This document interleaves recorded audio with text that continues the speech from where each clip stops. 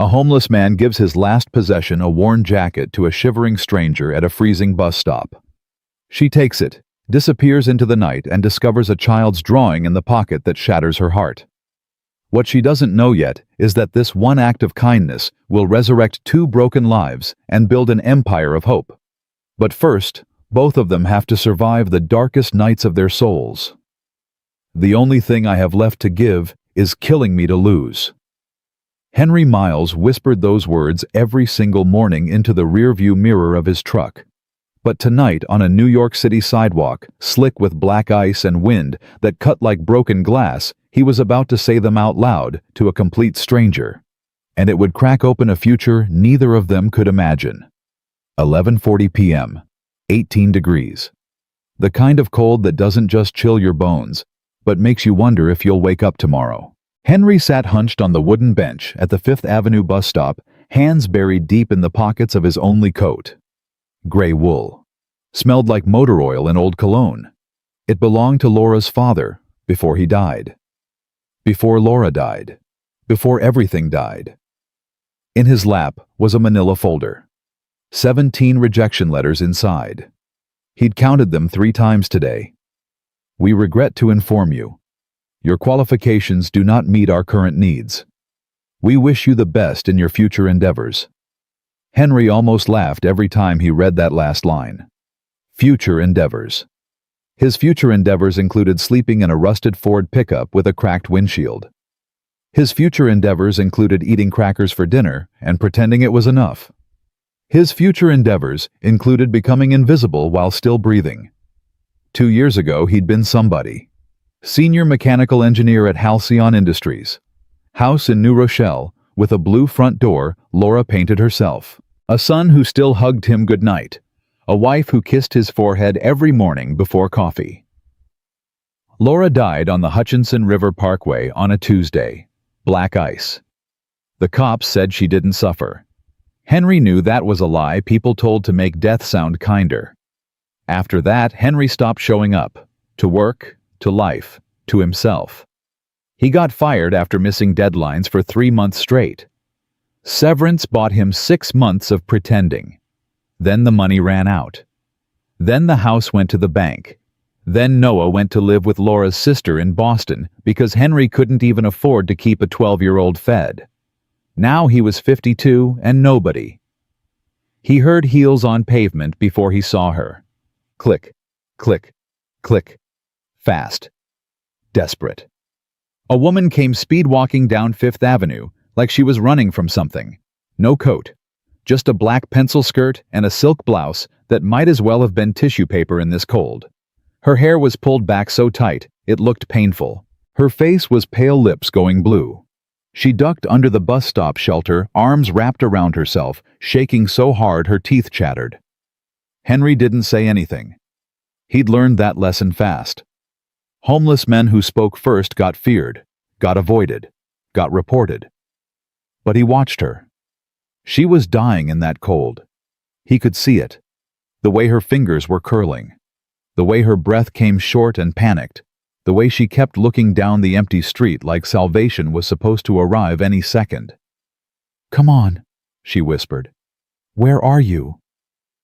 Henry pulled out his cracked phone. 11:43. Next bus wasn't coming for 22 minutes. He looked back at her. She was rubbing her arms now, stamping her feet, trying to generate heat that wasn't there. Henry closed his eyes. "Don't do it. You need that coat. It's going to be 9 degrees by 3 a.m. You'll freeze." But when he opened his eyes, he saw her lean against the metal pole. Eyes shut, body trembling like she was about to collapse. And he saw Laura. Laura, who once pulled over on the Merritt Parkway in a thunderstorm to give an old man her umbrella. Laura, who packed extra sandwiches every week and left them on park benches with little notes that said, "You matter." Laura, who used to grab his face with both hands and tell him, "Henry, listen to me. The world's only as cold as we let it be." He stood up. The woman's eyes snapped open. She looked at him the way all women looked at men like him. Wary. Calculating escape routes. Hand already moving toward her purse. Henry didn't say a word. He just unbuttoned his coat, shrugged it off, stepped forward, and gently draped it across her shoulders. She flinched hard. "What are you doing? You're freezing. I can't take this." "You already did." "No." She started pulling it off. "You'll die out here." Henry caught her wrist. Gentle, barely any pressure, just enough to stop her. His voice came out quieter than he meant, almost broken. "It's the only thing I have left to give." The woman went completely still, their eyes locked. Hers were dark brown, wet with something that had nothing to do with wind. She stared at him like she was seeing a ghost, or a memory, or something she thought was extinct. Then she swallowed hard and pulled the coat tight around her body. "Thank you," she whispered. Henry nodded, sat back down, and immediately regretted everything. The cold slammed into him like a fist. His chest seized. His fingers went numb in under 30 seconds. He tucked his hands under his armpits and tried not to shiver because shivering made it worse. The woman sat down on the far end of the bench, didn't speak for a long time, just sat there breathing, letting warmth creep back into her bones. Finally, she said, "Why would you do that?" Henry kept his eyes on the street. "Somebody did it for me once." "When?" "Long time ago. Different world." She turned toward him. "What happened to you?" Henry smiled, but it didn't reach anywhere near his eyes. "Life." Silence stretched between them like a bridge neither knew how to cross.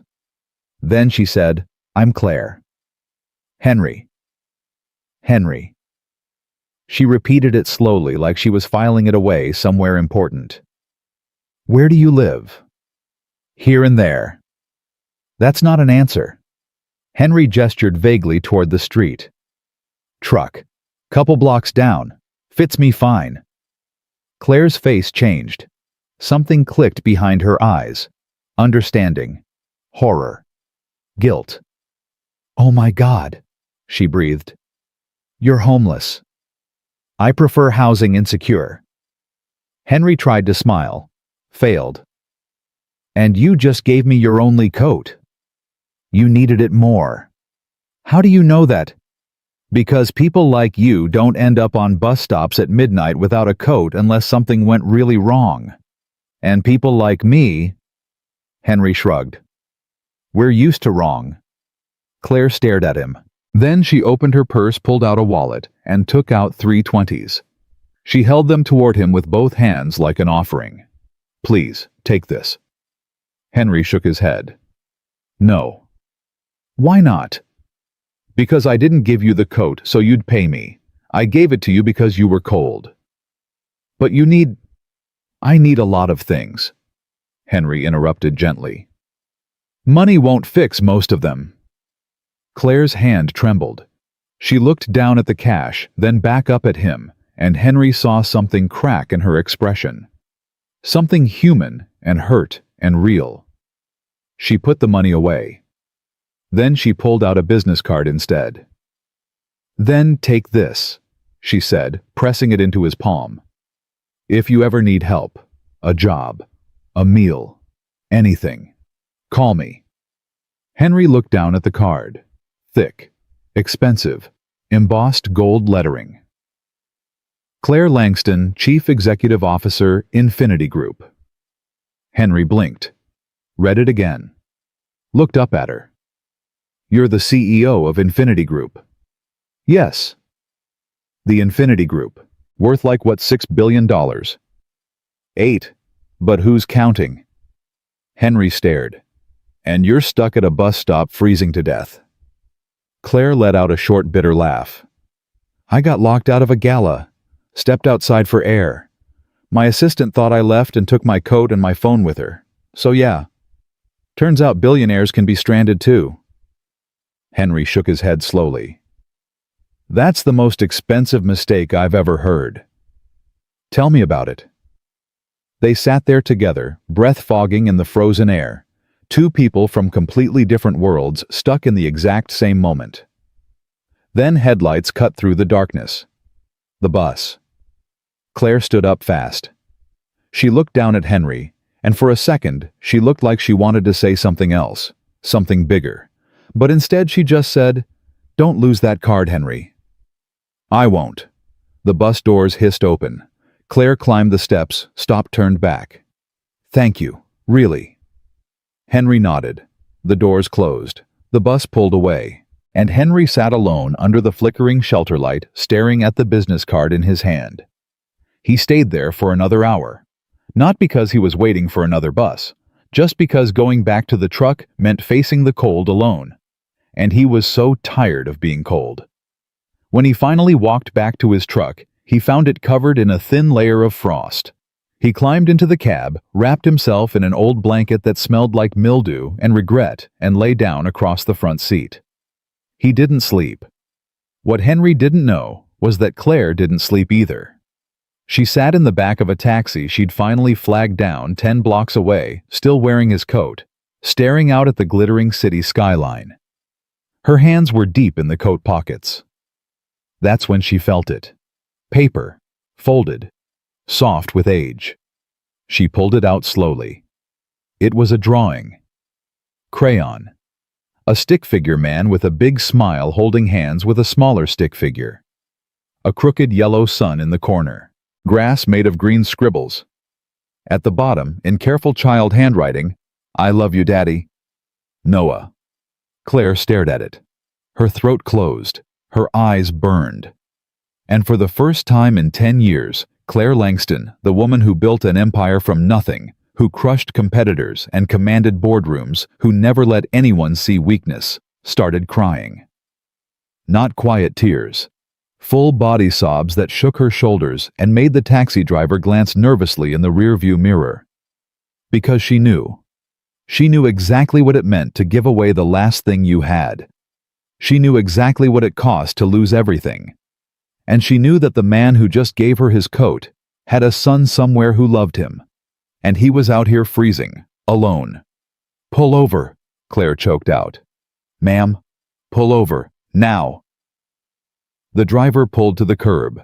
Claire stumbled out onto the sidewalk, coat still wrapped around her drawing clutched in her fist. She stood there in the cold, breathing hard, staring at nothing. Then she hailed another cab, went home, and made a decision that would change 2 lives forever. Claire's penthouse overlooked Central Park. Floor-to-ceiling glass, minimalist furniture, everything white and silver and cold as surgery. She walked in, didn't turn on the lights, and sat on the edge of her bed, still wearing Henry's coat. The apartment was silent.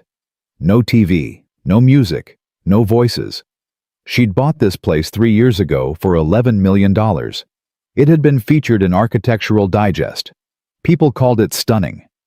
Claire called it a mausoleum. No photos on the walls, no clutter, no signs anyone actually lived here. Just expensive emptiness. She looked down at the drawing again. I love you, Daddy. When was the last time someone said they loved her, not professionally, not transactionally? Just loved her. She couldn't remember. Claire stood up, walked to her desk, opened her laptop. Her fingers moved fast across the keyboard. Henry Miles. It took less than an hour. Corporate resources, private databases, background checks money could buy. She found everything. Born in Albany. Engineering degree from RPI. Married Laura Chen, a high school music teacher. One son, Noah, now 14. Worked at Halcyon Industries for 16 years. Excellent performance reviews. 3 patents. Promoted twice. Then Laura's death. Then the unraveling. Missed work. Terminated employment. House foreclosed. Son relocated to Boston. Current address none. Claire sat back in her chair. This man had been somebody. He'd built things, created things, had a family, had a life, and he'd lost it all, just like she almost did. Claire closed her eyes and let herself remember something she usually kept locked away. She was 7 years old. Foster care. Boston. December. Her foster family had kicked her out for the night because she'd broken a dish. It was an accident. Didn't matter.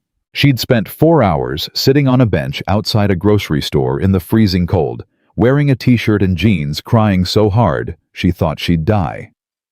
Then a man walked by. Old. Homeless. Wore a green army jacket covered in stains. He stopped, looked at her, didn't say a word. Then he took off his jacket and put it around her shoulders. "Stay warm, little girl," he'd said. "World's hard enough without freezing." Then he walked away. And Claire never saw him again. But she never forgot. That jacket kept her alive that night. And when her foster family finally let her back in, she kept it hidden under her bed, wore it every night. It became her armor. When she aged out of foster care at 18, she still had it. Wore it through community college, through her first startup, through every freezing moment when she thought she wouldn't make it. She still had it now, in a box in her closet.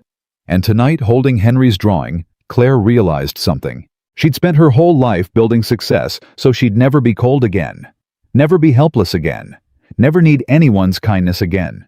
But somewhere along the way, she'd forgotten how to give it. Until tonight, when a homeless man reminded her. Claire opened her eyes. She picked up her phone and called her head of HR. It was 1 a.m. Didn't matter. "Joanna, it's Claire. I need you to create a position." Joanna's sleepy voice came through. "Claire, it's 1 a.m. I know, this is important. What kind of position?" Claire looked at the drawing. "Human Values Advisor."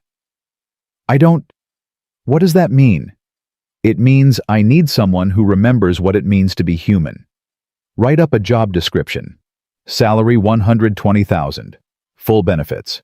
Report directly to me." "Claire, are you okay?"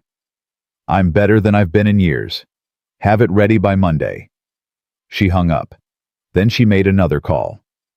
Private investigator. Found Henry's truck location within 2 hours. 3 days later, Claire stood in front of a warehouse in Queens at 6 a.m. Frost covered everything. The sun was just starting to rise, painting the sky pink and gold. She found the truck exactly where the report said. Rusted red Ford, cracked windshield, covered in grime. She walked up and knocked on the window. Nothing. She knocked harder. The door creaked open. Henry's face appeared, confused, scared, hair sticking up, eyes red. "Claire." "Good morning, Henry." He climbed out slowly, looking around like he expected cops, or trouble, or both. "What are you doing here? How did you find me?" "I'm good at finding things." "That's not an answer." Claire smiled. "Neither was here and there when I asked where you lived." Henry almost smiled. Almost. "What do you want?" Claire reached into her bag and pulled out his coat. She'd had it dry cleaned, pressed. The drawing was sealed in a protective sleeve tucked carefully in the inside pocket. "I wanted to return this." Henry took it with shaking hands. He pulled out the drawing, stared at it, and his whole face crumpled like paper. "You found it?" "I did." Claire's voice went soft. "How old is Noah?" 14. Lives in Boston now, with my sister-in-law." "When's the last time you saw him?" Henry's jaw worked. 8 months. I call when I can. He doesn't always pick up." "Why not?" "Because I'm his dad and I can't even afford a place to live. Because I'm an embarrassment. Because—" His voice broke. "Because I gave up." Claire stepped closer. "You didn't give up, Henry. You gave me your coat in 18-degree weather. That's not giving up. That's still fighting." "Fighting for what?" "For the idea that kindness still matters, that people still matter." She paused. "That's why I came here. I want to offer you a job." Henry's face went blank. "What? A job? At Infinity Group?" He laughed. Sharp. Bitter. "You don't hire people like me." "I just did." "Claire, I haven't worked in 2 years. I don't have an address. I smell like a truck. I can't—" "Human Values Advisor," Claire interrupted. $120,000 a year. Full benefits. You start Monday." Henry stared. "That's not a real job." "It is now. I created it for you." "Why?" "Because what you did for me," Claire's voice cracked. "Nobody in my company would have done that. Nobody in my life would have done that. I've built an empire, Henry, but I've lost something along the way. And I need someone to help me find it again. I'm not qualified to. You're the most qualified person I know, because you live it. Every single day. You're broke and freezing and you still gave away your coat. That's not something you can teach in business school. Henry shook his head. I can't. Why not? Because I'll fail. I always fail. Then fail at Infinity Group. Fail with health insurance and a paycheck and a chance to see your son again. Henry's breath caught. Claire pressed forward. When's the last time Noah saw you anywhere other than a truck? Silence. Take the job, Henry. Not for me. For him. Henry looked down at the drawing in his hands, at his son's handwriting, at the stick figure version of himself smiling like he used to. Then he looked up at Claire, and for the first time in 2 years, something flickered in his eyes that looked almost like hope. Okay, he whispered. Okay. Okay. Claire exhaled like she'd been holding her breath for days. Good. We start Monday, 9 a.m. I'll have an office ready for you. Henry nodded, still looking dazed. Claire turned to leave, then stopped. Henry.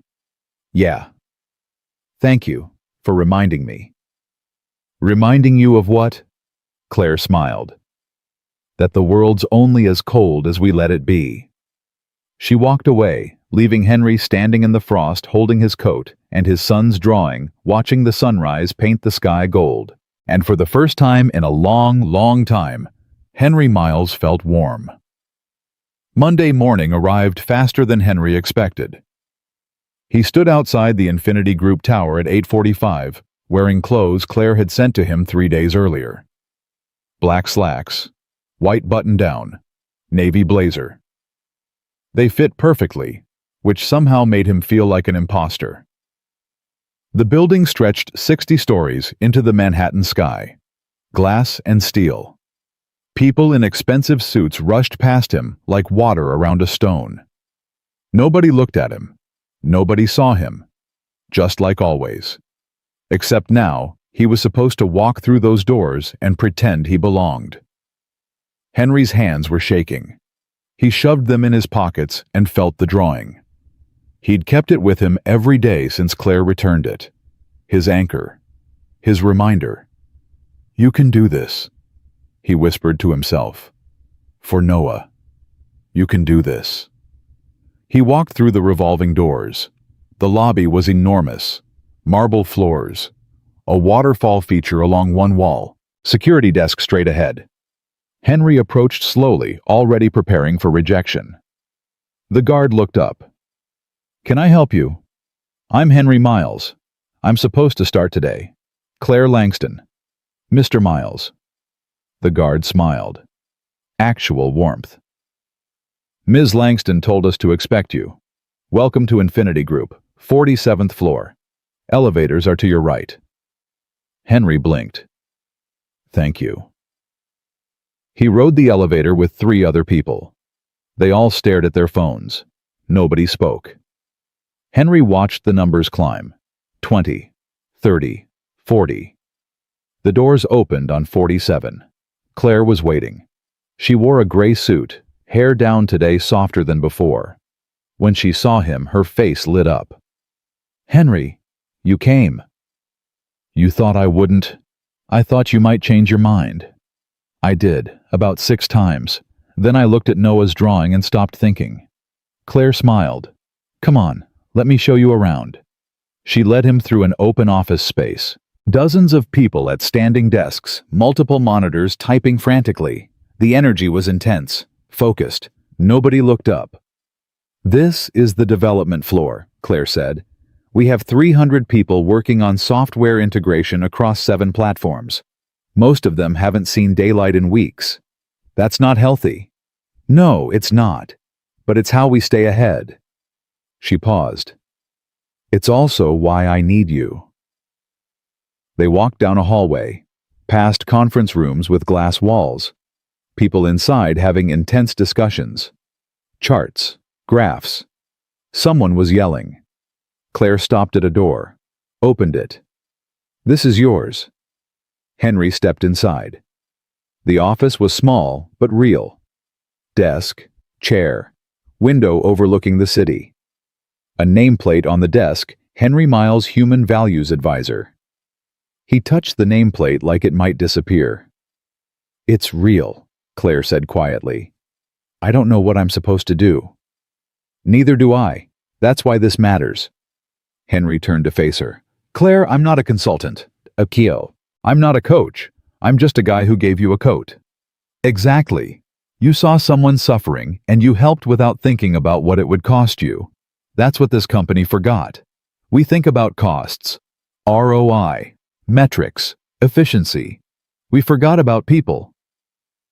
"So what do you want me to do?" Claire walked to the window.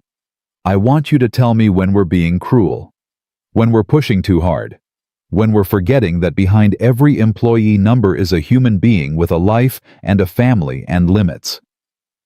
She turned back. "I want you to be the person who reminds us what matters. And people will listen. They will if I tell them to. That's not the same as believing it." "No." Claire's expression hardened. "That's why you have to make them believe it." Henry sat down in his chair. It was comfortable, expensive, everything his truck seat wasn't. "When do I start?" "Now." Claire checked her watch. "Executive meeting in 20 minutes. I want you there." "Claire, you're going to observe, listen, and when you see something wrong, you're going to tell me. In front of your executives. Especially in front of my executives." Henry's stomach twisted. "They're going to hate me." "Probably, but they'll respect you if you're right." She headed for the door, then paused. "Henry, don't try to be someone you're not. That's the whole point. Be exactly who you were at that bus stop." She left. Henry sat alone in his office for 15 minutes, staring at his hands, trying to remember how to breathe. Then he stood up, straightened his jacket, and walked to the conference room. 8 people sat around a massive table. All of them looked like they belonged in boardrooms. Sharp suits, sharper eyes. They stopped talking when Henry entered. Claire sat at the head. "Everyone, this is Henry Miles, our new Human Values Advisor. Henry, meet the executive team." A woman with steel gray hair spoke first. "Human Values Advisor. What does that mean?" "It means Henry is here to make sure we don't lose sight of what matters while we're building what's next." A younger man in his 30s leaned back in his chair. "So he's HR?" "No," Claire said firmly. "He reports directly to me. His job is to challenge us when we need it." "Challenge us how?" the man pressed. Henry felt 8 pairs of eyes on him. His throat went dry. Then he thought about sleeping in his truck, about rejection letters, about Noah's drawing. "By reminding you that the people who work here aren't resources," Henry said. His voice was quiet but steady. "They're human beings." Silence. The man smirked. "We know that." "Do you?" Henry met his eyes. "Because from what I saw walking through this building, you've got people who look like they haven't slept in days, who are scared to take breaks, who probably can't remember the last time they had dinner with their families." "That's the cost of excellence," the man shot back. "No, that's the cost of forgetting that excellence doesn't mean anything if the people creating it are destroying themselves." The room went dead quiet. Claire leaned forward. "Henry's right. And that's going to change, starting today." The steel-haired woman raised an eyebrow. "Claire, our Q4 targets will be met without burning out our people. Michael." Claire looked at the young man who'd smirked. "You're VP of Development. How many people on your team worked over 60 hours last week?" Michael shifted. "I'd have to check. Guess. Maybe half." "How many worked over 80? Silence. "How many?" Claire pressed. 10. Maybe 12. "Out of how many total?" 50. Claire's jaw tightened. So 20% of your team is working double time. What happens when they burn out? We hire more. Henry spoke before he could stop himself. And then you burn those out too. You're not building a company. You're running a meat grinder. Michael's face flushed. Who the hell do you think you are? Someone who's been ground up, Henry said quietly. I know what it looks like. I know how it feels. And I'm telling you right now, you're creating a building full of people, one bad day away from breaking. We offer competitive salaries. Money doesn't fix exhaustion. It doesn't fix missing your kid's birthday. It doesn't fix lying awake at 3 a.m. wondering if you're failing at everything that matters. The room was silent. Henry realized his hands were shaking. He gripped the edge of the table. Claire stood up. Here's what's going to happen. Michael, you're going to audit your team's hours. Anyone over 50 hours a week for the last month gets a mandatory week off, paid. Claire, we can't afford not to. And going forward, nobody works more than 55 hours without my direct approval. That goes for every department. The steel-haired woman leaned forward. What about deadlines?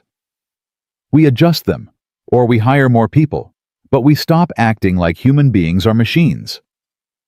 Claire looked around the table. Anyone have a problem with that? Nobody spoke. Good. Meeting adjourned. People filed out quickly. Michael shot Henry a look that could have cut glass. Henry stayed seated, feeling like he might throw up. Claire sat down next to him. You did good. I made enemies on my first day. You told the truth on your first day. That's harder. Henry looked at her. Why are you really doing this? Doing what? All of it. The job. The changes. Me. Claire was quiet for a long moment. Then she said, When I was 7, I was in foster care. One night my foster parents locked me out in December because I broke a dish. I sat outside a grocery store in a t-shirt, freezing, crying sure I was going to die. Henry went still. A homeless man walked by, Claire continued. Old, worn out, wearing an army jacket. He stopped, looked at me, took off his jacket, put it around my shoulders and walked away. Never saw him again. Never even knew his name. Claire. That jacket saved my life that night, and I kept it. Through college. Through my first startup. Through every moment I thought I wouldn't make it. It reminded me that kindness exists. That people can choose to help even when they have nothing. She looked at Henry. Then I built this company, made billions, got everything I thought I wanted, and somewhere along the way I became the kind of person who wouldn't have stopped for that little girl. I became the kind of person who only saw value in productivity and profit. Her voice cracked. Until you gave me your coat, and I found Noah's drawing, and I realized I'd turned into everything that man who saved me would have been ashamed of. Henry felt tears burning behind his eyes. You're not... I am. But I'm trying to change, and I need your help, because you're the only person in this building who still remembers what it means to give away the last thing you have. They sat in silence. Outside the window, the city stretched endlessly. Finally, Henry said, What happened to the man? The one who gave you his jacket? I don't know. I tried to find him years later. Hired investigators. Nothing. He just vanished. Claire's voice went soft. I like to think someone helped him. The way he helped me. The way I'm trying to help you. You already did. No. I gave you a job. That's just the start. Over the next 3 weeks, Henry learned what it meant to be human values advisor. It meant walking the floors at random times, talking to people, actually listening. He met Sandra, a software engineer, who hadn't seen her kids awake in 2 weeks because she left before they woke up and came home after they slept. He met James, a project manager, having panic attacks in bathroom stalls because he couldn't meet impossible deadlines. He met Rachel, a designer who'd stopped eating lunch because taking breaks felt like weakness. Henry brought each story back to Claire, and slowly things started changing. Mandatory lunch breaks. Meeting-free Fridays. No emails after 7 p.m. Deadlines extended. New hires approved. Not everyone liked it. Michael fought every change. Others called it soft, weak, bad for business. But something else started happening. People started smiling in hallways, started talking about their weekends, started bringing photos of their families to work. Productivity didn't drop. It climbed. Retention improved. Sick days decreased. Applications to work at Infinity Group tripled. And Henry found something he thought he'd lost forever. Purpose. One Friday afternoon, Henry was in his office when his phone rang. Unknown number. He almost didn't answer. Then something made him pick up. Hello? Dad. Henry's heart stopped. Noah. Yeah, it's me. Henry couldn't speak. His son's voice, deeper than he remembered. Almost a man's voice now. Dad, you there? I'm here, buddy. How are you? I'm okay. Aunt Beth said you called last week, but I was at soccer practice. Yeah, I did. How's soccer going? Good. We made playoffs. That's great. That's really great. Silence stretched between them. 14 months of distance packed into dead air. Then Noah said, Aunt Beth told me you got a job. Henry's throat tightened. I did, in New York, at a tech company. That's cool. What do you do? I help people, make sure they're okay. It's hard to explain. Are you living in the truck still? Henry closed his eyes. Of course Beth told him. Of course Noah knew. No, I have an apartment now, small, but it's mine. Can I come visit? Henry's breath caught. You want to? Yeah, I mean, if that's okay. Noah, Henry's voice broke. I would love that more than anything. Maybe Thanksgiving Aunt Beth said she'd bring me down if you wanted. Yes, God, yes, please. Okay, cool. Noah paused. Dad. Yeah. I'm proud of you for getting back up. Henry started crying, right there in his office with the door open, full tears running down his face. I'm trying, buddy. I'm really trying. I know. I love you. I love you too. So much. They talked for 20 more minutes about school, soccer, friends, small things that felt enormous. When Henry hung up, he sat in his chair and cried until he couldn't anymore. Then he looked up and saw Claire standing in his doorway. Sorry, Henry said, wiping his face. I didn't hear you knock. I didn't. I heard you on the phone and I was going to leave, but... She stepped inside. That was Noah. Henry nodded, not trusting his voice. Claire smiled. He's coming to visit? Thanksgiving. Henry, that's wonderful. I don't even have furniture. I've been sleeping on an air mattress. So we'll get you furniture. I can't afford...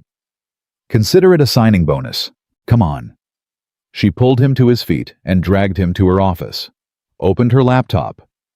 Within 20 minutes, she'd ordered a couch, a real bed, a kitchen table, and dishes. Claire, this is too much. It's not enough. She looked at him seriously. Henry, you changed my company in 3 weeks. People are happier, healthier, more productive. You know what that's worth? I just talked to people. Exactly. You treated them like humans. Do you know how rare that is? She closed her laptop. You're getting your son back. That's worth more than any furniture I could buy. Henry felt fresh tears coming. Why are you doing this? Because someone should have done it for you 2 years ago, and because... She paused. Because you're my friend.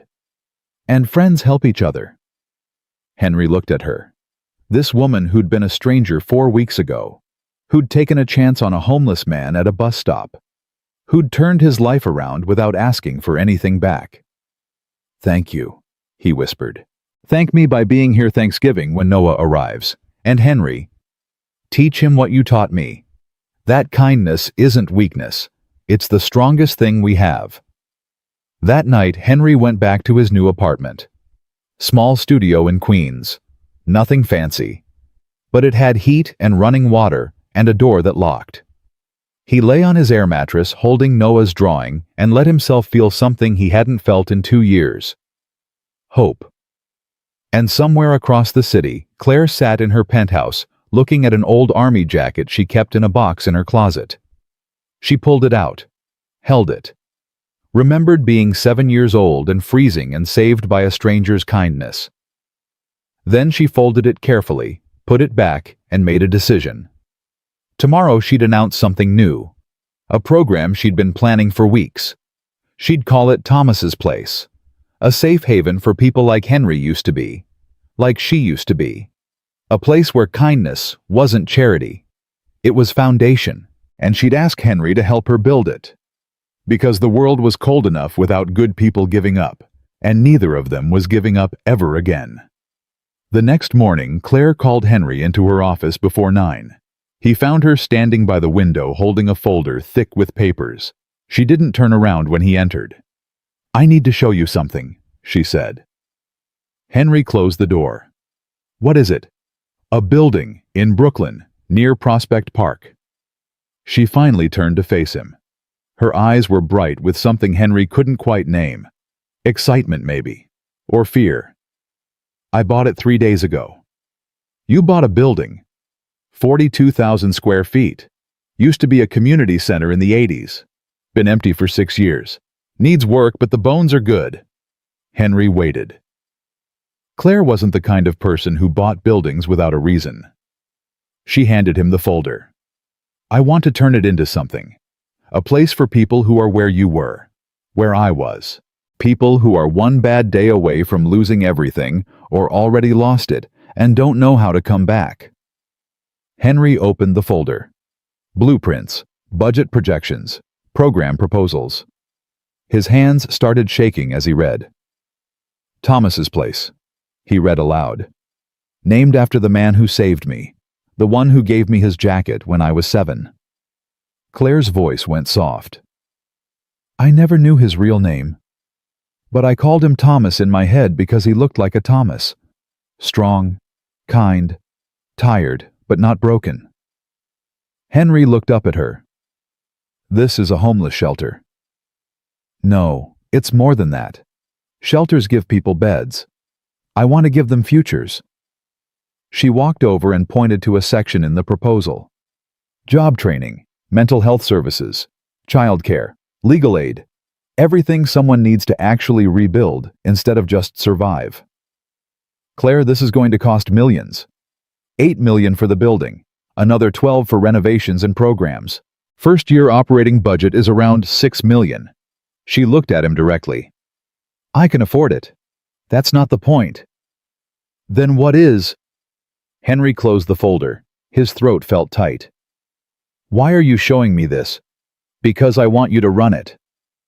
The words hung in the air like smoke. Henry laughed. It came out sharp and broken. "I can't run something like this." "Why not?" "Because I don't know how. I'm not a social worker or a nonprofit director or whatever you need. I'm just a guy who was homeless 3 months ago." "Exactly." Claire stepped closer. "You know what it's like. You know what people need because you needed it. You know what helps and what's just people feeling good about themselves while nothing actually changes. I'll mess it up. Maybe. But you'll mess it up while actually caring. That's more than most people do." Henry shook his head. He walked to the window, stared out at the city. "I can't leave Infinity Group.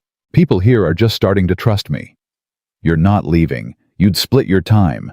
3 days here, 2 days at Thomas's Place. We'll figure it out." "Claire."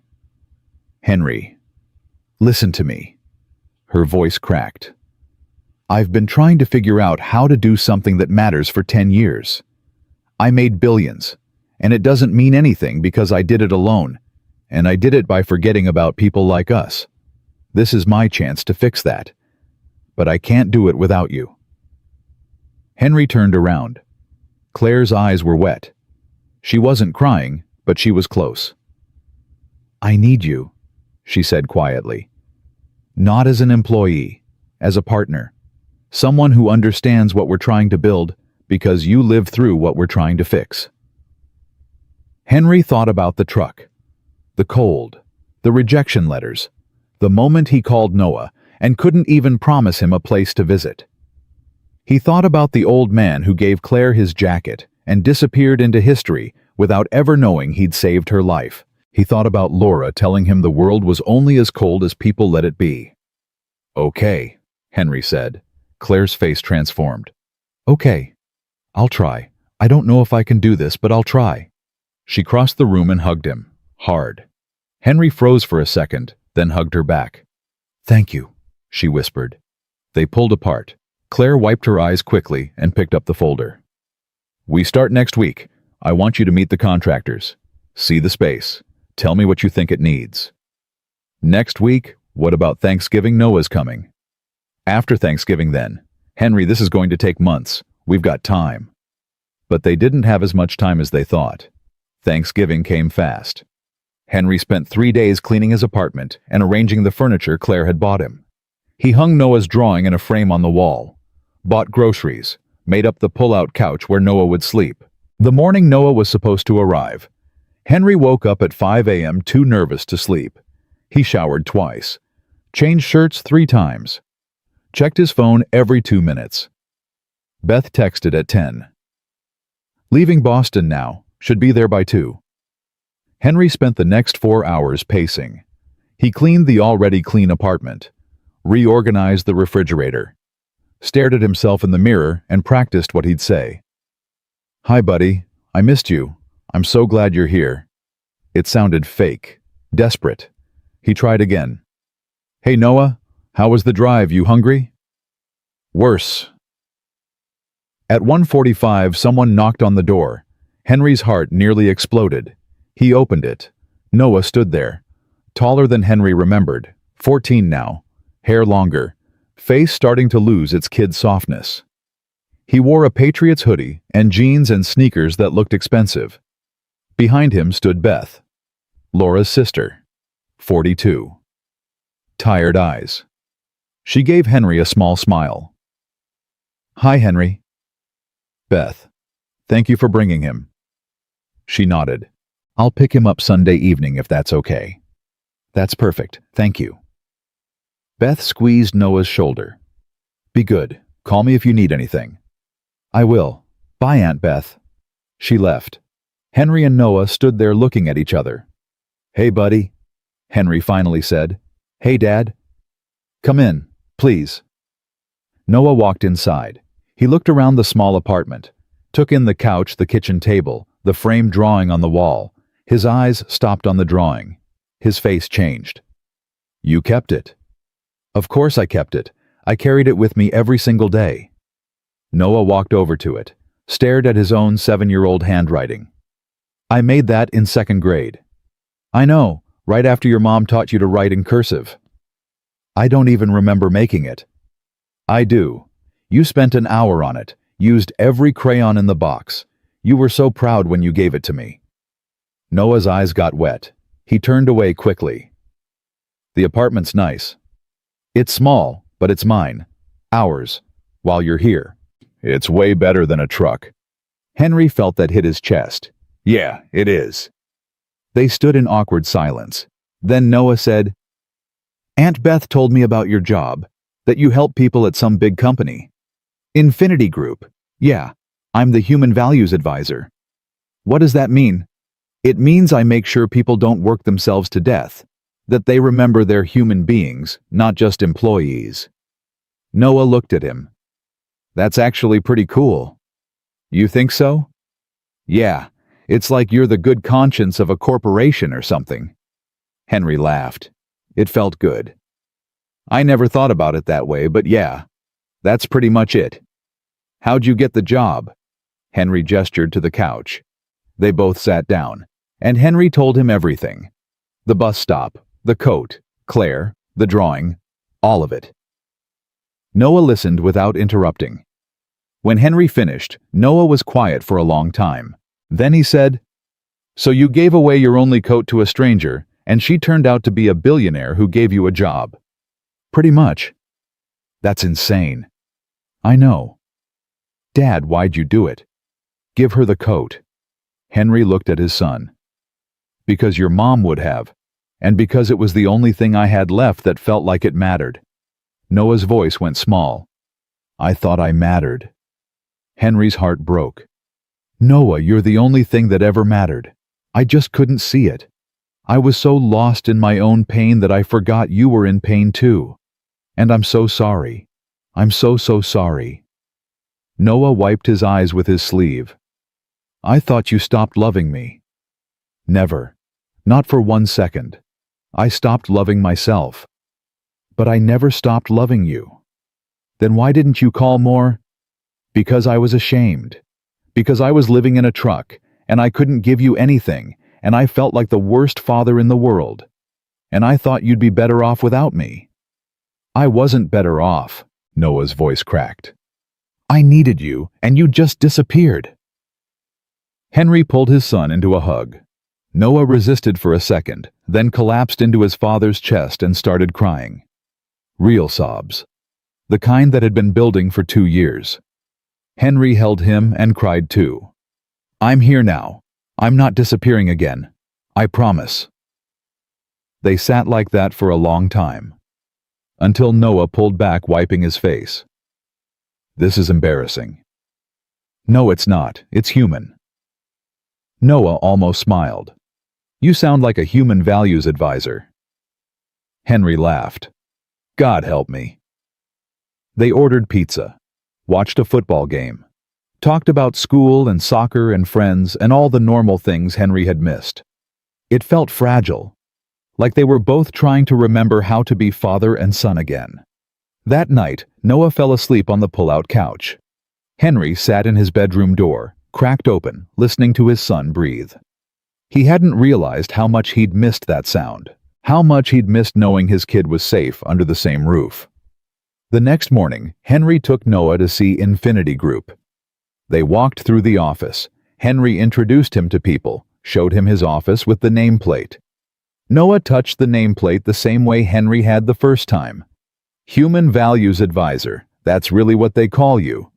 That's really what they call me. Do people actually listen to you? Some do, some don't. But more are listening now than 3 months ago. Why?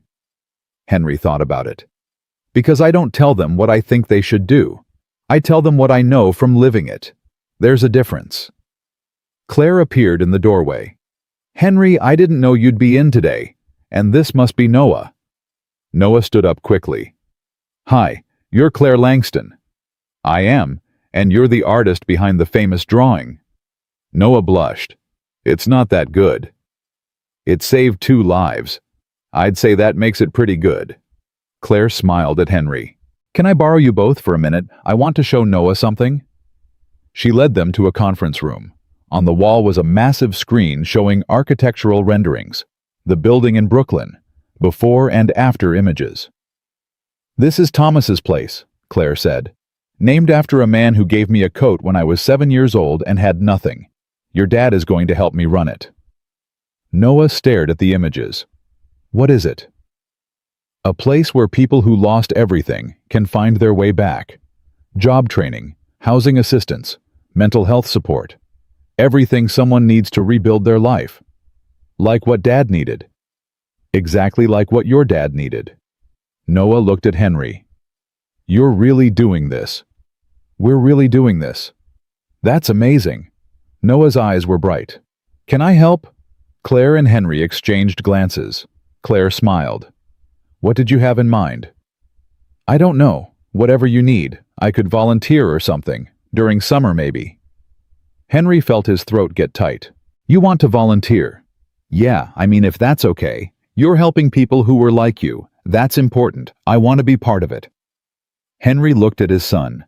This kid who'd been hurt and abandoned and had every right to be angry. And instead, he was asking to help others. That would be incredible, Henry said quietly. Claire pulled out her phone. I'm making a note right now. Noah Miles, Summer Volunteer Coordinator. Consider it official. Noah grinned. It was the first real smile Henry had seen from him in years. They spent the rest of the day together, walked through Central Park, got hot dogs from a cart, acted like a normal father and son, even though neither of them quite remembered how. That evening back at the apartment, Noah said, "Dad, yeah, I'm really proud of you. For real this time."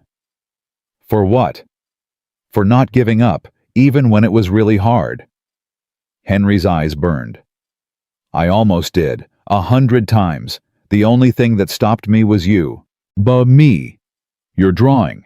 I kept it in my coat pocket. Every time I thought about giving up, I'd look at it and remember I had something worth fighting for. Noah nodded slowly. "I'm glad you kept fighting." "Me too, buddy. Me too." Sunday came too fast. Beth arrived at 5 to pick Noah up. Henry helped him pack his bag, moving slowly, trying to stretch out the minutes.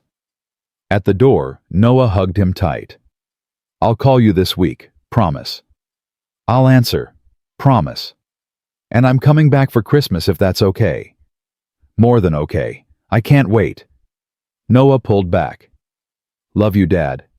"Love you too. So much." He watched them drive away. Then he went back inside, sat on the couch, and let himself feel the emptiness. But it was different now.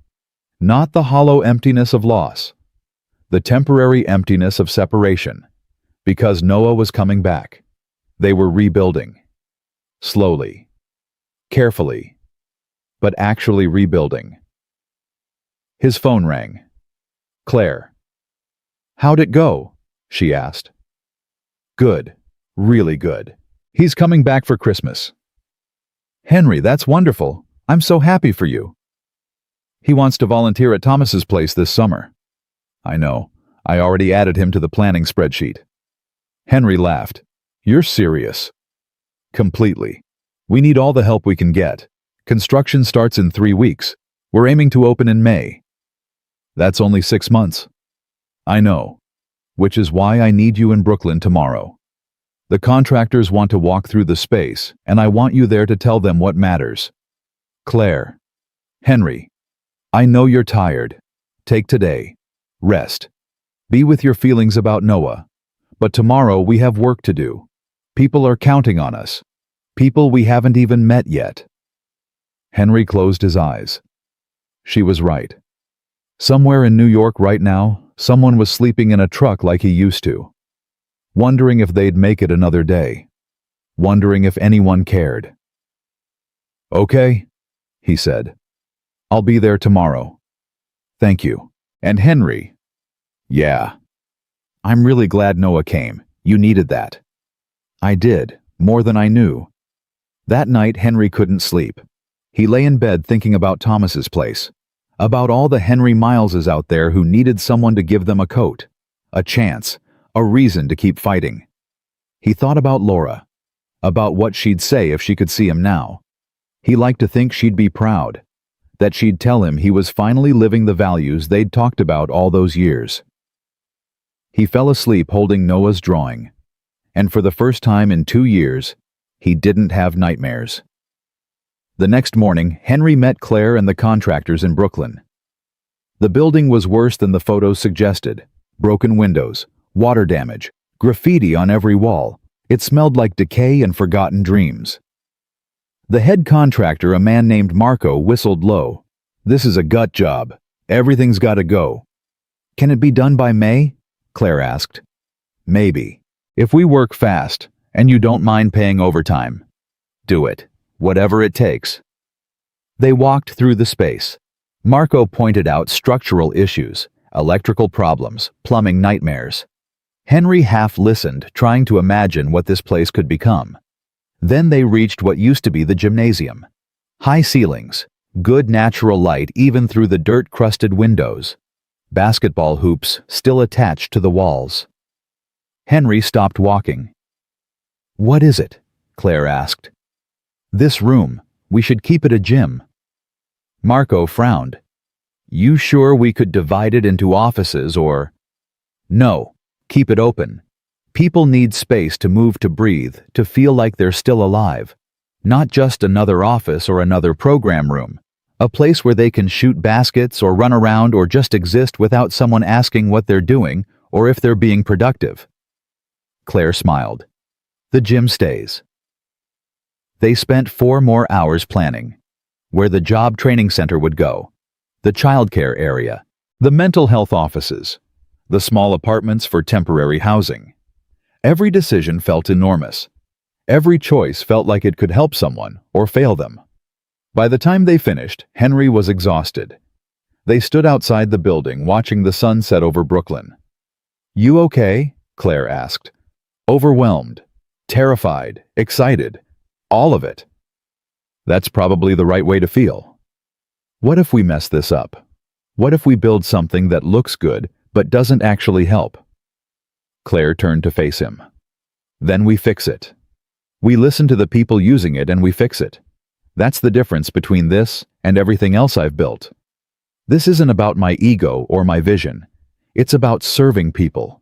And if we remember that we can't fail. I hope you're right.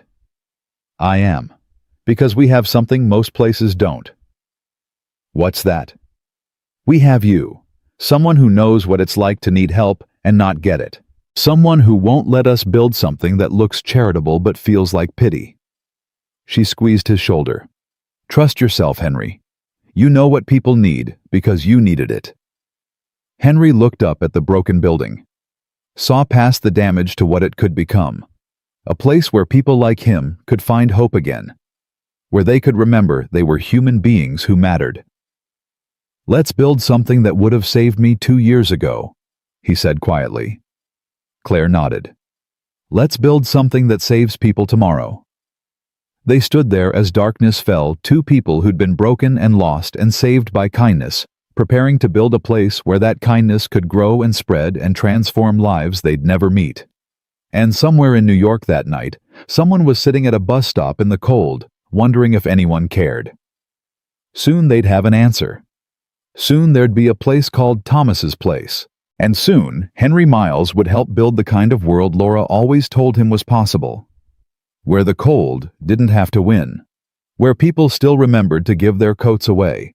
Where kindness was foundation, not charity. Where hope was real. Construction began the first week of December. Henry split his time between Infinity Group and the building site in Brooklyn, wearing a hard hat that felt ridiculous and carrying blueprints he still didn't fully understand.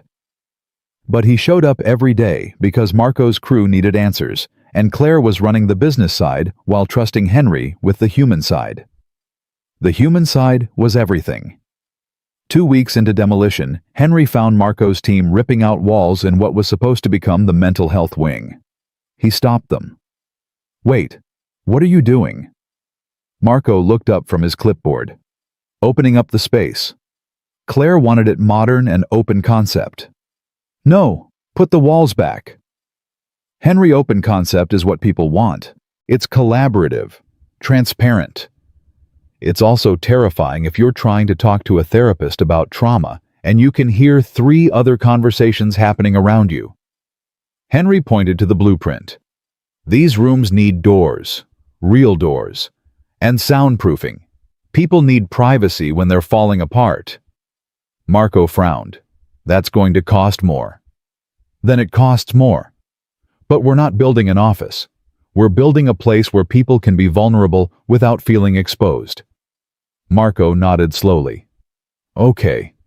I'll call Claire. Don't call Claire. I'm telling you now. Walls stay. Doors go in. Soundproofing happens. Marco studied him for a moment, then smiled slightly. You're getting good at this. At what? Knowing what matters. Henry wasn't sure about that, but he knew what he would have needed 2 years ago, and he knew that shame thrived in exposed spaces. Privacy wasn't luxury, it was dignity. That night, he got a call from Claire. Marco said you overruled me on the mental health wing. Henry's stomach dropped. I'm sorry, I should have called you first, but... Henry, stop. I'm not mad. I'm grateful. You're absolutely right. I was thinking about aesthetics and you were thinking about people. That's exactly why I need you there. I don't want to step on your toes. You're not. You're doing your job. Keep doing it. If the crew asks about anything that affects how people will actually use the space, you make the call. Don't wait for me. Claire, trust yourself, please. You know things I don't. Things nobody else on this project knows. So stop asking permission and start making decisions. After she hung up, Henry sat in his apartment staring at the blueprints spread across his kitchen table. Red pen marks everywhere. Changes he'd made. Walls added here, doors there. Natural light preserved in this room. Quiet corners created in that one. Each decision felt enormous. What if he was wrong? What if his experience wasn't universal? What if he built something that worked for him but failed everyone else? His phone buzzed. Text from Noah. How's the building going? Henry smiled and typed back. Scary. Good scary. Miss you. Miss you too. Christmas is in 2 weeks. Can't wait. 2 weeks. Henry had been so focused on Thomas's place he'd almost forgotten. Noah was coming back for a full week this time. Beth had agreed to let him stay through New Year's. The thought made Henry work harder. He wanted Noah to see this, to understand that people could rebuild, that giving up wasn't the only option, that his father had found a way back. By Christmas Eve, the building had bones again. New walls, new electrical, new plumbing. The gym had been cleaned and the old basketball hoops repaired. The temporary housing units were framed in. The job training center was taking shape. It still looked like a construction site, but if you squinted, you could see what it was becoming. Noah arrived Christmas morning with Beth and her husband Tom. Henry had spent the previous night decorating his apartment, a small tree, lights, presents he'd actually been able to buy this year with money he'd actually earned. When Noah walked in, his face lit up. Dad, this is amazing. It's just a tree. No, it's a Christmas, a real one. We haven't had one since... He stopped. Since Laura died. Since everything fell apart. Henry pulled him into a hug. I know, buddy, I know. Beth and Tom stayed for coffee, then left to visit Tom's family in New Jersey. They'd be back in a week. Which meant Henry had his son all to himself for 7 days.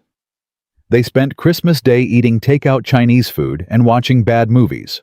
Normal things. Simple things. Things Henry never thought he'd get to do again. That evening, as they sat on the couch with leftover lo mein, Noah said, Can we go see Thomas's place tomorrow? It's still a construction site. There's not much to see. I don't care. I want to see what you're building. The next morning, they took the subway to Brooklyn. Henry had called Marco to make sure it was okay to bring Noah by. Marco had laughed and said half his crew was bringing their kids to see the site during the holiday break anyway. When they arrived, the building was quieter than usual. Just a few contractors doing electrical work. Henry gave Noah a hard hat, and they walked through together. Noah didn't say much at first, just looked at everything. Touched the new drywall, stood in the empty gym, walked through the mental health wing with its privacy walls and real doors. In what would become the childcare center, Noah stopped. The room had windows facing a small courtyard that would eventually be a playground. Someone had already installed child height sinks in the bathroom. Kids are going to come here while their parents get help, Noah asked. That's the plan. So parents don't have to choose between getting help and taking care of their kids. That's smart. When Mom died, Aunt Beth had to take off work for like 2 months to take care of me while you were... He stopped. While I was falling apart. Yeah. I'm sorry you had to go through that. Noah shrugged. It wasn't your fault. It was. I chose to disappear instead of choosing to stay. Dad, you were sad. Really sad. I get it now. I didn't then, but I do now. Henry crouched down so he was eye level with his son. Being sad doesn't excuse abandoning the people who need you. You deserved better. I deserved my dad. And now I have him again. That's what matters. Henry hugged him tight. Over Noah's shoulder, he saw Claire walking toward them. She waved. Henry waved back. Someone you know? Noah asked. The person who made all this possible. Claire reached them and smiled. Noah, good to see you again. What do you think? It's incredible, all of it. How many people will be able to use this place? We're planning for about 200 people at a time. Some in temporary housing, others in day programs. Job training can handle 50 people per session. Mental health services another 100 weekly. Childcare for 30 kids. Noah's eyes widened. That's a lot of people. It's not nearly enough, but it's a start. Claire looked at Henry. Your dad's been essential. Every decision about how this space works has come from him. Really, I know business. He knows people. That combination is what's going to make this place actually help instead of just looking good. They walked through the rest of the building together. Claire explaining the technical details, Henry adding the human reasons behind each choice. Noah asked questions, smart ones, about funding and sustainability and how they'd measure success. We're not measuring success in numbers, Henry said. We're measuring it in lives. If one person walks out of here with a job and hope and a plan, we succeeded. But you'll want to help more than one person, right? Of course, but we're not going to sacrifice quality for quantity. Every person who comes through these doors is going to get real attention, real help, not just processed through a system. Claire nodded. That's been the biggest fight with our board. They want metrics and KPIs. Henry keeps reminding them we're dealing with humans, not data points. How do you convince them? Noah asked. I tell them stories, real ones, about people I met when I was living in my truck, about what actually helps versus what just makes donors feel good. Henry paused. And sometimes I tell them that if they want data over humanity, they're welcome to fund someone else's project. Claire laughed. He's gotten very good at calling out BS in meetings. They finished the tour in the gym. Someone had set up a single basketball hoop with a new net. Noah immediately grabbed a ball from a pile in the corner and started shooting. Henry and Claire watched him play. He's good, Claire said. He gets that from Laura. She played in high school. You must miss her. Every day, but it's different now. Less like drowning, more like remembering someone who mattered. Henry glanced at Claire. Thank you for this. All of it. I know I say it a lot, but I don't think you understand how much you saved me. You saved yourself. I just gave you a coat back. You gave me a lot more than a coat. They stood in comfortable silence, watching Noah make shot after shot. The ball echoing in the empty gym. The sound of something young and alive in a building designed to resurrect broken things. Henry, Claire said quietly, there's something I need to tell you. His stomach tightened. What? The board wants to do a press event when we open. Big media push. Feature stories about Thomas's place and why we built it. Okay, that makes sense. They want to tell your story. The homeless man who became an executive and now runs a homeless shelter. They think it's perfect PR. Henry's jaw clenched. No. I told them you'd say that. Then why are you asking? Because they're not wrong. Your story is powerful. It could inspire donations, get more people to care, help us expand faster. My story is private. It's mine. I'm not performing my trauma so rich people feel good about writing checks. I know, and I agree. But I wanted you to hear it from me before they approach you directly. Claire turned to face him.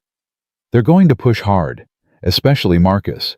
He's the board chair, and he's very focused on optics. Let him push. The answer's no. What if it means helping more people? What if it means turning real suffering into a brand story? What if some guy who's currently living in his truck sees me on TV talking about how I pulled myself up and thinks he's failing because he hasn't? What if we turn hope into another thing poor people have to perform for? Claire was quiet for a moment. Then she said, You're right. I'll tell them no. You will? Yes. This place isn't about us. It's about the people we're trying to help. The second we make it about our stories, we've already lost the plot. Henry felt relief flood through him. Thank you. But Henry, you need to be ready. They're going to fight me on this. Some of them might go around me and approach you directly. Marcus especially. He's not used to hearing no. I can handle it. I know you can, just giving you the warning. Noah jogged over, ball under his arm. This gym is perfect. You should do a basketball program for kids. Henry and Claire looked at each other. That's actually a great idea, Claire said. After-school basketball. Keeps kids occupied while parents are in programs. And teaches teamwork and discipline, Noah added. My coach always says basketball teaches life skills. Noah Miles, program consultant, Henry said. Should I add that to your summer volunteer title? Noah grinned. Whatever you need, Dad. They left the building as the sun was setting. On the subway ride back to Manhattan, Noah fell asleep against Henry's shoulder. Henry sat very still, not wanting to wake him, just grateful for the weight of his son against him. His phone buzzed. Text from Claire. Marcus just called. I told him no press without your consent. He's not happy, but he'll deal with it. This is your story, Henry, nobody else's. Henry typed back one-handed. Thank you for everything. Thank you for trusting me, and for building something that matters. The week with Noah passed too quickly. They went ice skating in Central Park, saw a Knicks game, ate too much pizza, stayed up late talking about everything and nothing. On New Year's Eve, they stood on Henry's tiny balcony watching fireworks over the city. This was a good year, Noah said. Best one in a long time. Next year's going to be better, though. Yeah, why's that? Because Thomas's place opens. Because you're not just surviving anymore, you're building something. Because we're actually a family again. Henry pulled his son close. When did you get so smart? I've always been smart, you just weren't around to notice. It was said without malice, just fact. And it hurt worse than any accusation. You're right. I'm sorry. I know you are, and I forgive you, but Dad, yeah. Don't disappear again, even when things get hard, especially when things get hard. I won't, I promise. The fireworks exploded overhead, gold and silver and red. The whole city celebrating another year survived, another year beginning. Henry thought about where he'd been last New Year's Eve, alone in his truck. No fireworks, no hope, just cold and dark and endless. And now he was here, with his son, with a job, with a purpose, building something that might save people the way Claire had saved him. Happy New Year, buddy, Henry whispered. Happy New Year, Dad. The next morning, Beth and Tom came to pick Noah up. The goodbye was easier this time, because they had a plan. Noah would come back for spring break, then all summer.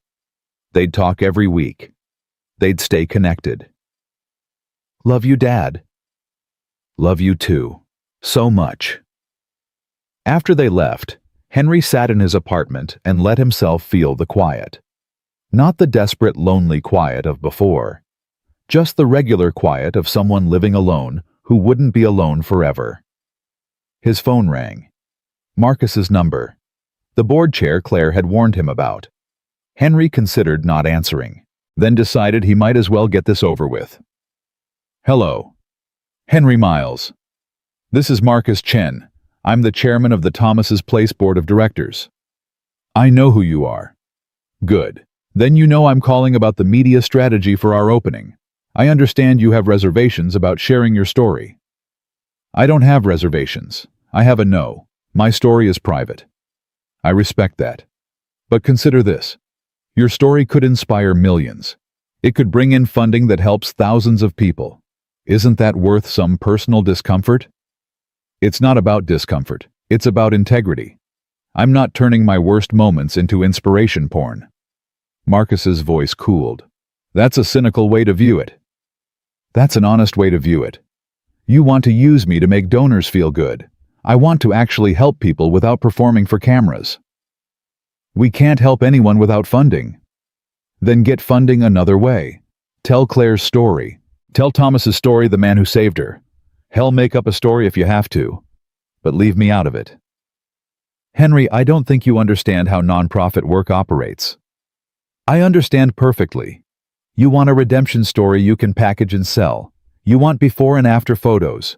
You want me to cry on camera about how low I fell so donors can feel like heroes for writing checks. Henry's voice hardened. I won't do it. Find another angle. This is a mistake. Maybe, but it's my mistake to make. Marcus hung up without saying goodbye. Henry sat holding his phone, adrenaline pumping.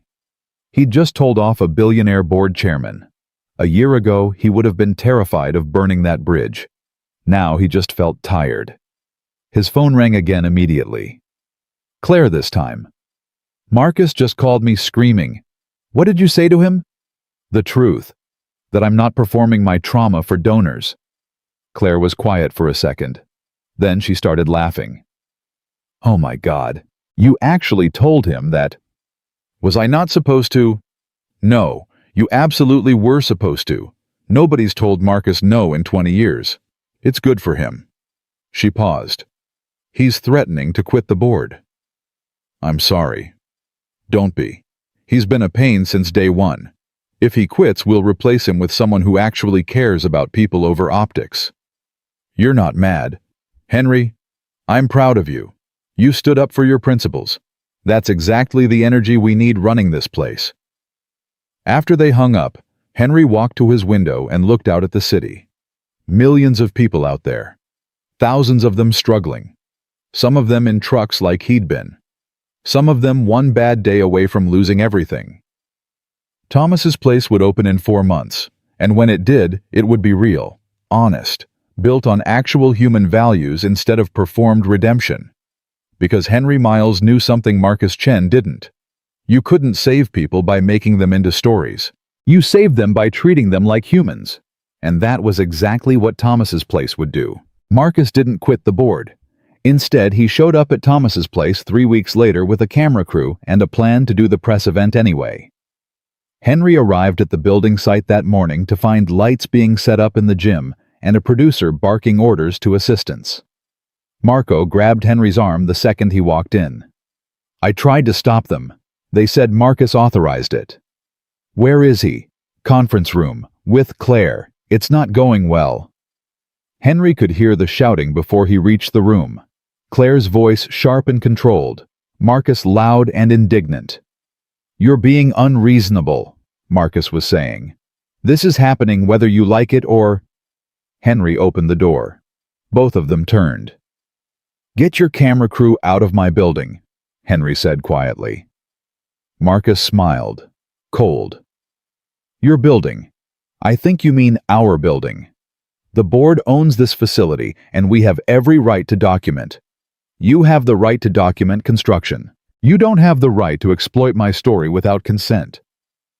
We're not exploiting anything. We're sharing an inspiring message of hope. No, you're selling a product. And I'm not for sale. Marcus's face reddened. You work for us. As an employee of this organization? I don't work for you, Henry interrupted. I work for Claire. And I work for the people who'll use this place. You're just a guy on a board who thinks money means he gets to control everything. How dare you speak to me like that? Pretty easily, actually. Claire stepped between them. Marcus, the camera crew, leaves now or I'm calling security. You wouldn't. Try me. They stared at each other. Finally, Marcus pulled out his phone and made a call. Pack it up. We're leaving. He hung up and looked at Claire. This isn't over. The board will hear about your insubordination. Good. I'll tell them myself. And I'll explain how you violated the privacy of the person this entire facility is designed to serve. Let's see how that plays. Marcus left. His camera crew followed, grumbling about wasted time and equipment rentals. When they were gone, Claire sat down hard in one of the folding chairs. That man makes me want to scream. Why is he on the board if he's this awful? Because he donated $3 million, and in the nonprofit world, money talks louder than ethics. She looked up at Henry. I'm sorry, I should have seen this coming. You told him no. That's all you could do. I should have done more. Should have had better protections in place. Henry sat down next to her. Claire, you can't control everything, especially not rich people who think their money means they own other people's stories. He's going to make trouble. Let him. We're doing the right thing. That's what matters. Is it though? What if he pulls his funding? What if other board members follow? We could lose everything before we even open. Then we find new funding, but we don't compromise on this. The second we start treating people like props, we've failed. Claire nodded slowly. You're right. I know you're right.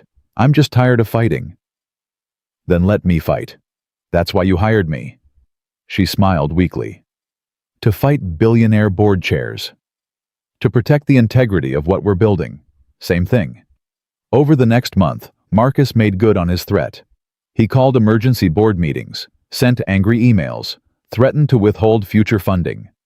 3 other board members sided with him, arguing that Henry was being precious and that the media exposure would benefit everyone. But Claire held firm, and slowly other board members started pushing back. A woman named Patricia, who'd been homeless as a teenager. A man named David, whose brother had died on the streets. They understood what Henry was protecting. The vote came on a freezing February morning, whether to require Henry's participation in media events as a condition of his employment. Henry wasn't allowed in the boardroom during deliberations. He sat outside with Claire, both of them silent, both knowing this was bigger than just one vote. If they won, Thomas's place would open on their terms. Real help over good optics. If they lost, Henry would resign before he'd let himself be turned into a brand mascot. The door opened. Patricia came out first. She was smiling. You won. 7-5. Marcus is furious, but it's over. Claire hugged her. Henry just felt exhausted relief. There's more, Patricia said. The board voted to remove Marcus as chairman.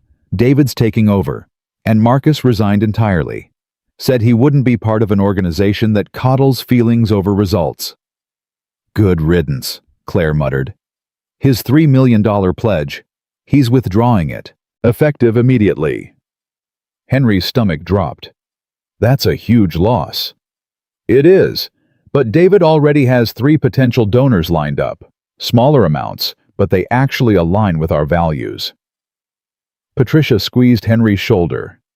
You did the right thing. Don't let anyone tell you otherwise. After she left, Henry and Claire sat in silence. $3 million, Henry finally said. Worth it. How can you say that? Because I'd rather build something small and honest than something huge and hollow. We'll figure out the money. We always do. By mid-April, Thomas's place was nearly finished. The walls were painted, the furniture delivered, the gym floor refinished. The temporary housing units had beds and dressers and small kitchens. The job training center had computers and desks and whiteboards. The mental health wing had those private rooms with real doors that Henry had fought for. It looked real. It felt real. The staff started arriving. Counselors, job coaches, childcare workers, administrative support. Henry interviewed every single person personally, asking one question that wasn't on Claire's official list. Why do you want to work here? Most gave good answers, a few gave great ones. But one woman, a counselor named Maria, said something that made Henry hire her on the spot. Because I've been on both sides. I've been the person needing help and the person giving it. And I know the difference between programs that actually care and programs that just process people through. She looked Henry straight in the eye. I'm guessing you know that difference too. I do. Then you know why I'm here. To do the real work, not the work that looks good in reports. Henry hired her immediately. 2 weeks before opening, Claire called a staff meeting. Everyone gathered in the gym.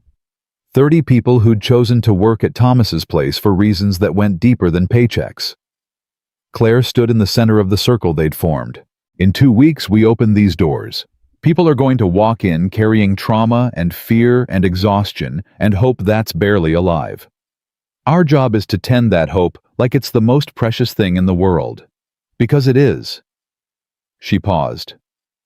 "Some of you know Henry's story. Most of you don't. He's kept it private, and that's his right. But I'm going to tell you one thing about him. 2 years ago, he had nothing.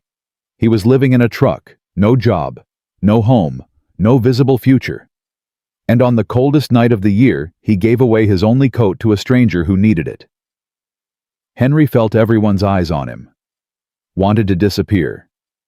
That stranger was me," Claire continued. "And that coat changed my life. Not because it kept me warm, but because it reminded me that kindness still exists. That people still care about each other even when caring costs them everything." Her voice cracked. "We're not building a shelter. We're not building a charity. We're building a place where that kind of kindness can happen every single day. Where people remember they're human beings who matter.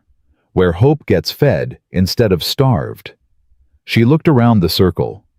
"If that's not what you're here for, leave now. Because this work will break your heart. It will exhaust you. It will make you question everything. But if you stay, if you do this work with integrity and compassion, you'll save lives. You'll give people what Henry gave me. A reason to believe the world isn't as cold as it feels." Nobody left. The grand opening was scheduled for May 1st. Claire wanted it simple. No politicians, no press. Just the staff, the board, and the first group of people who'd use the facility. Henry spent the night before, unable to sleep. He walked through the empty building at 2 a.m., turning on lights, checking rooms, making sure everything was ready. In the gym, he found Claire sitting on the floor, back against the wall. "Couldn't sleep either," he asked. "Too nervous. What if nobody comes? They'll come. What if we're not ready? What if we mess this up?" Henry sat down next to her. "We will mess up. Probably a lot. But we'll fix it. That's the whole point. This place isn't supposed to be perfect. It's supposed to be human." "When did you get so wise?" "I'm not wise. I'm just someone who's been broken enough times to know that cracks don't mean failure. They just mean you survived something hard." Claire leaned her head on his shoulder. "Thank you. For fighting for this. For keeping it honest. Thank you for giving me a reason to fight." They sat there in the quiet gym, two people who'd been saved by kindness waiting for dawn so they could start saving others. The doors opened at 8 a.m. Henry stood in the lobby with Claire and the rest of the staff. His hands were shaking. His heart was racing. What if he'd built something that looked good but didn't actually help? What if all these months of work meant nothing? The first person walked in at 8:15. A woman, maybe 40, thin, worn out. She carried a garbage bag that probably held everything she owned. She stopped just inside the door, looking around like she was waiting to be kicked out. Maria stepped forward. "Welcome to Thomas's place. I'm Maria. Can I help you find something?" "I heard you have job training." The woman's voice was barely above a whisper. "We do, and a lot more. Are you hungry? We have breakfast." "I don't have money." "You don't need money. Everything here is free." The woman's eyes filled with tears. "Free. Free. Come on. Let me show you around." Maria led her deeper into the building. Henry watched them go throat tight. More people came, one at a time, then in pairs, then small groups. By noon, 40 people were inside, some in the job training center, others meeting with counselors. A few just sitting in the gym shooting baskets, existing without anyone asking them to justify their presence. Henry walked through the building listening. Watching. Making sure everything was working the way it was supposed to. In the mental health wing, he heard a man crying behind one of those doors he'd fought for. Private. Soundproofed. Safe. In the job training center, a woman was laughing at something the instructor said. Actually laughing, not performing joy, feeling it. In the childcare area, a little girl was playing with blocks while her mother was in a counseling session. The girl looked up at Henry and smiled. Just smiled, like she felt safe. That's when Henry knew they'd done it. They'd built something real. He found Claire in her office, staring at her computer screen with tears running down her face. "What's wrong?" She turned the screen toward him. An email. From Patricia. She just secured a $5 million grant from a foundation that supports trauma-informed care. They want to partner with us, expand the model to other cities. Henry sat down hard. $5 million. $5 million. We just replaced Marcus's $3 million and added 2 more. They stared at each other. Then they both started laughing. Not polite laughter. Deep, relieved, exhausted laughter that came from months of fighting and building and hoping. When they finally stopped, Claire said, "We did it. We did it. What now?" Henry thought about all the people in the building. All the people who'd come tomorrow. All the people in New York right now who didn't know this place existed yet, but needed it desperately. Now we do the work. That summer, Noah came back as promised. He'd just finished freshman year. Taller again. Older. More confident. Henry picked him up at Port Authority, and the hug lasted a full minute. "Missed you, Dad." "Missed you more, buddy." They took the subway to Brooklyn. Noah had been texting Henry constantly for months about Thomas's place, asking questions, offering ideas, planning his volunteer work. When they walked in, Noah stopped dead. "Oh my God." "What?" "It's real. Like really real, with actual people and everything." Henry smiled. "What did you think it would be?" "I don't know. I guess I thought it would feel more like a building, but it feels like a community." That's exactly what it had become. In 2 months, over 300 people had walked through the doors. Some stayed for weeks in the temporary housing. Others came just for meals or showers. Many joined the job training programs. 15 people had gotten jobs. Real jobs. With benefits and futures. 8 families had moved into permanent housing. Countless others had found counseling that actually helped instead of just checking boxes. And the gym was always full. People playing basketball or just sitting on the bleachers watching Being Human. Noah spent his first week shadowing different staff members. He worked with Maria in counseling intake. Helped the job training instructor set up computers. Spent hours in the gym running pickup games with whoever showed up. One afternoon, Henry found him sitting with an older man in the gym. The man was crying. Noah was just sitting there not saying anything, just present. When the man finally left, Henry approached his son. "What was that about?"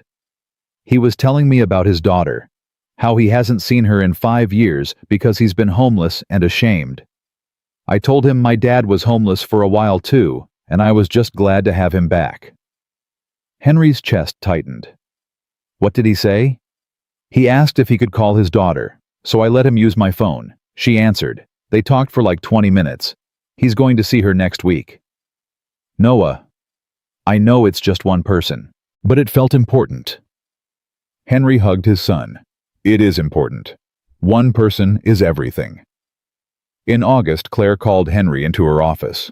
She looked nervous. "What's wrong?" "Nothing's wrong. I just need to ask you something." "Okay. How do you feel about Thomas's place?" "What do you mean I love it?" "I mean the work, the actual day-to-day. Are you happy?" Henry thought about it. The early mornings, the hard conversations, the people he couldn't save no matter how hard he tried, the ones he could save who made everything worth it. "I'm happier than I've been in years. Why?" Claire took a deep breath. "Because I want to step back. From Infinity Group. Hand it over to someone else so I can focus entirely on Thomas's place, and I want you to run it with me." Henry stared. "What?" "Not as my employee. As my partner. Co-director. Equal decision-making. Equal credit. Equal responsibility." "Claire, I can't." "Why not?" You've been doing the work of director since we opened. You know this place better than anyone. The staff trusts you. The people who use it trust you. You're the heart of this entire operation. But I'm not qualified. I don't have a degree in social work or nonprofit management or... You have something better. You have lived experience. You have compassion. You have integrity. She leaned forward. Henry, I started this because I wanted to give back. But you've turned it into something I never could have built alone. Something real and human and honest. That's all you. It's all us. Then let's make it official. Co-directors, partners, building this together. Henry looked at her. This woman who'd given him a chance when nobody else would. Who'd fought for him, believed in him, trusted him with something that mattered more than money. Okay, he said quietly. Okay. Okay, let's do it. Claire smiled. Then she pulled something from her desk drawer, a small box. I was hoping you'd say yes. She opened it. Inside was a silver ring. Simple. Elegant. On the inside was an engraving, "Kindness builds everything." Claire. It's not what you think. Well, it is, but not yet. She was blushing. I mean, I wanted to ask you something else, but I thought we should do the partnership thing first, and... Henry started laughing. Are you nervous? Terrified, actually. Why? Because I'm about to ask someone I deeply care about to... She stopped, took a breath, started over. Henry, this past year has been the best year of my life. Not because of Thomas's place, though that's part of it. Because of you. You reminded me how to be human, how to care about things that matter, how to build a life instead of just a career. Henry's heart was pounding. I know this is fast, Claire continued. I know we started as strangers at a bus stop, but I love you. I love who you are. I love who I am when I'm with you. And I can't imagine building any of this without you. She held out the ring. So I'm asking, will you marry me? Will you be my partner in everything? Business and life and all the messy human stuff in between? Henry couldn't speak, couldn't breathe, couldn't do anything except feel the weight of this moment. Claire looked panicked. You can say no. I'll understand. We can just be business partners and... Yes. What? Yes. Henry took the ring, slid it onto his finger. It fit perfectly. Yes to all of it. To being partners. To being family. To building a life together. Claire started crying. Henry pulled her close and kissed her. Soft at first, then deeper. A kiss that tasted like relief and joy and hope. When they finally pulled apart, Claire was laughing through tears. I was so nervous. I could tell. You're sure about this? More sure than I've been about anything in years. They told the staff the next day, about the partnership, about the engagement. The entire building erupted in cheers. Noah hugged them both. So you're going to be my stepmom? Claire looked nervous. If that's okay with you. Are you kidding? This is amazing. You're basically already family anyway. That night, the three of them had dinner in Henry's apartment. They ordered pizza, watched a movie, acted like a family that had always existed instead of one being carefully built from broken pieces. After Noah fell asleep on the couch, Henry and Claire sat on the small balcony, looking out at the city. Can you believe this? Claire whispered. A year ago, you were sleeping in a truck. A year ago, you were a CEO who forgot how to be human. And now? Now we're two people building something that matters, with a kid we both love, in a city that's finally starting to feel like home. Claire leaned her head on his shoulder. Thank you for giving me your coat that night. Thank you for giving me a reason to keep fighting. They sat in comfortable silence watching the city lights, thinking about all the people in Thomas's place right now. Some sleeping in warm beds for the first time in months. Others dreaming about jobs they'd start next week. All of them holding on to hope that had been carefully tended by people who understood what it meant to lose everything. The wedding was set for September. Small, intimate. At Thomas's place, of course. They sent invitations to staff, to board members, to some of the people who'd used the facility and moved on to rebuilt lives. Henry called Noah a week before to make sure he was still coming. "Of course I'm coming. I'm the best man, remember." "I know. I just wanted to make sure you're okay with all this, with me marrying Claire, with everything changing." "Dad, things were already changing. This is just changing in a good direction." Noah paused. "Are you happy?" "Happier than I thought possible." "Then I'm happy. That's all that matters." The day of the wedding arrived warm and clear. They'd set up chairs in the gym. Nothing fancy. Just folding chairs and some flowers, and the basketball hoops still visible in the background. Henry stood at the front with Noah beside him. His son had grown up so much in the past year, almost 15 now, starting to look like a man. Like Laura. The doors opened. Claire walked in alone. She'd thought about having Patricia walk her down the aisle, but decided she'd walked herself through life this far. No reason to stop now. She wore a simple white dress, hair down, no veil, just Claire being Claire. When she reached Henry, she whispered, "Hi." "Hi. Ready for this?" "More than ready." The ceremony was short. They'd written their own vows. Claire went first. "Henry, you taught me that the world is only as cold as we let it be. That kindness isn't weakness. That giving away your last coat isn't losing something, it's finding everything that matters. I promise to build a life with you that honors that. A life where we choose warmth over cold, connection over isolation, hope over despair. Always." Henry's turn. His voice shook. "Claire, you saved my life.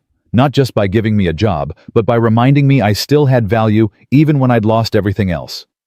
You saw someone worth saving when I couldn't see it myself.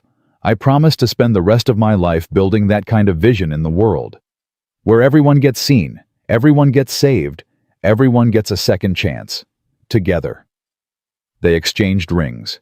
The same simple silver bands with kindness builds. Everything engraved inside. When the officiant said, "You may kiss," the whole room erupted in applause.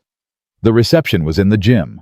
Pizza and cake and terrible dancing and laughter that filled every corner of the building. At one point, Henry found himself standing with Noah watching Claire dance with Maria. "This is wild," Noah said. "What is all of it?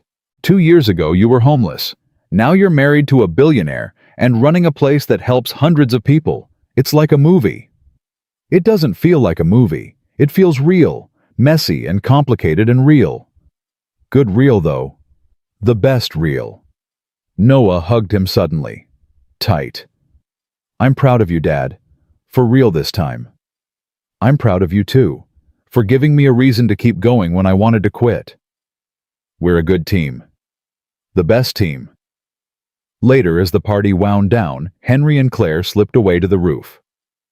Someone had set up chairs up there during construction, and they'd never bothered removing them. They sat side by side looking out at Brooklyn, at the city that had broken them both and then given them a chance to rebuild. "What are you thinking?" Claire asked. "That I gave you a coat because it was the right thing to do, not because I expected anything back, and somehow it gave me back everything. That's how kindness works. You give it away and it comes back multiplied." "You really believe that?" "I have to. Otherwise, what's the point of any of this?" Henry took her hand. "What happens next?" "We keep building. Thomas's place expands. We open more locations. We change the whole model of how we help people." That's the professional answer. What about the personal answer? Claire smiled. "We go home. To our apartment. We wake up tomorrow and do the work. We fight when we disagree. We make up when we remember why we're fighting. We build a life that's big enough for both of us and Noah and everyone else we decide to let in." Sounds perfect. Sounds human. They sat there as the sun set, two people who'd given away everything and found it all returned, ready to spend the rest of their lives proving that the world was only as cold as people let it be. And somewhere in New York that night, someone was sitting at a bus stop in the cold, wondering if anyone cared. Tomorrow they'd find out about Thomas's place. Tomorrow they'd discover that kindness was real. Tomorrow they'd learn that one coat given away on the coldest night could change everything. Because that's what Henry and Claire had built. Not a shelter, not a charity, a promise. A promise that hope was real, that people mattered, that second chances existed. A promise kept alive by a homeless man who gave his coat to a stranger and a CEO who remembered what it meant to be saved. A promise called Thomas's Place, where kindness built everything, where the cold never won, where broken people came to remember they were human, and where one act of compassion on a freezing night had grown into a movement that would ripple forward for generations, touching lives that Henry and Claire would never meet, saving people they'd never know, proving over and over that the smallest gesture of humanity could resurrect entire worlds. The coat was just the beginning. The rest was everything.